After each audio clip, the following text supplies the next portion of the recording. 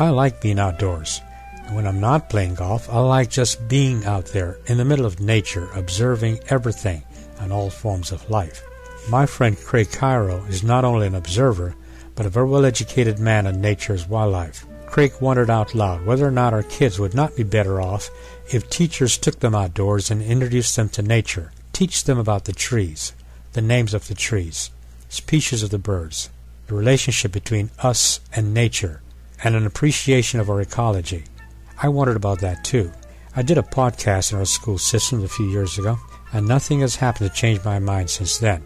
It seems to me that our system is not geared to the students, but is geared to moneymakers and money exchangers and to the lobbyists. If you want to hear what I said then, just Google Microdac podcast on education. But what if our system was designed to have our poor kids fail? Products for a prison system. Do you really think that is too far-fetched?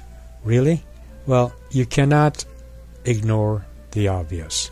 John F. Kennedy said that we must break the cycle of poverty. That cycle is poor kids living in poor neighborhoods with poor schools, schools that do not educate. The uneducated then are not functional to get jobs, so they live in poor neighborhoods where they revert to crime, which put them in prison. What a perfect formula for social engineering. But John F. Kennedy offered a solution. He said the one thing that government could do and should do is to make our schools better, provide good, solid education to the poor so that they can break the cycle, get good jobs, move away from poverty, and be functional, tax-paying citizens. Of course, John F. Kennedy was murdered. If you look on the list of highly educated countries, you'll find United States way down the list. Number one on that list happens to be Finland.